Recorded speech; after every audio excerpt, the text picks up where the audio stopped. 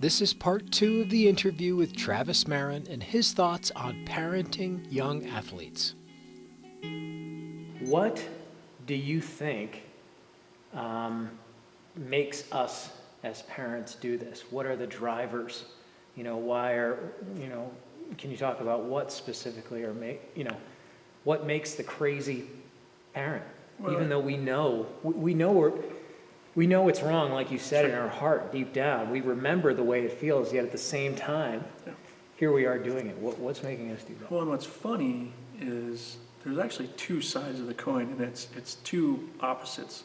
You have the crazy competitive, specialized, gonna get my kid to an elite level, scholarship, professional level, but then in the other flip of that is you have trophy for everyone, no competition, and so you have both.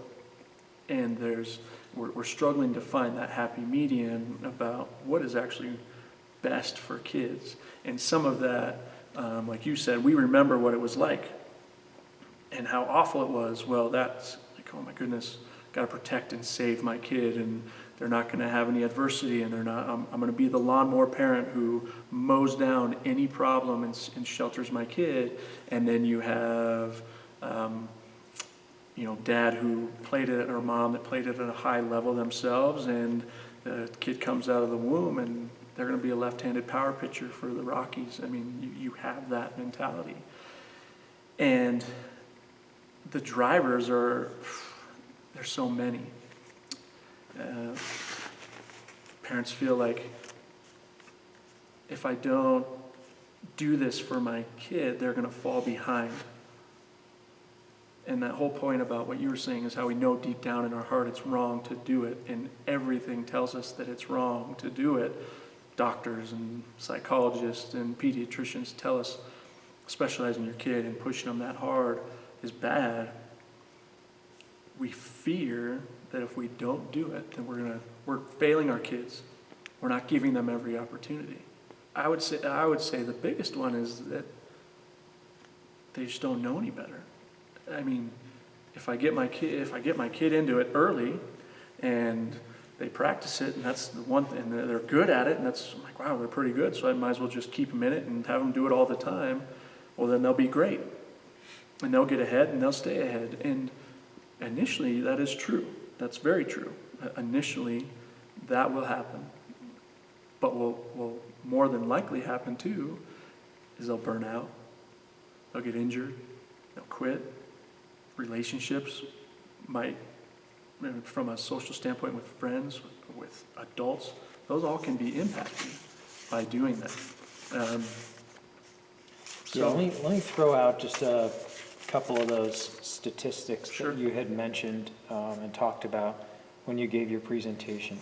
Youth sports injuries have doubled every year in Colorado since 2007, which is crazy, doubling. Athletes that specialize early are 70 to 93% more likely to become injured than multi-sport athletes. And more than 50% of injuries suffered by middle school and high school athletes are due to overuse.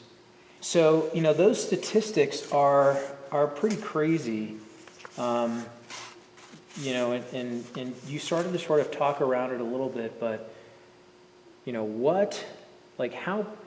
how bad is specialization? And I mentioned to you, that I have a friend who his kid is awesome at this one thing, and it's really cool to see. I mean, it's special, Sure. And, I said, well, what about that? And you said, You won't find one doctor, one psychologist, anywhere that'll say specialization is good. There's a couple instances where you need to specialize to reach an elite level, gymnastics, girls diving, there's a few. But what they'll tell you is, yes, you'll be able to reach the elite level then, but at the same time, you're also going to probably see some things later in life that could be a struggle with the body and things like that. And specializing so early you're just doing one thing, and it's the same movements and the same pounding on the body and the muscles and the joints, and especially for young kids. That's awful for them, especially at times when they might be going through a growth spurt, something like that. Puberty is an awful time. You see kids at puberty who are starting to lift weights and go to all these trainers and do all these things, and weekend tournaments where they're playing 5 games in 48 hours. And let's think about that. At no elite level, college, pro, Olympic, anywhere, will you see teams play 2 games in a day, or even 2 games back to back. I mean, really, you'd see that in baseball, but anything else, why is that okay for our kids? Why in the world would we play 3 games, young kids, growing kids, 3 games in a day? What's that about? And it's just that whole specialist piece, and I hear my kids.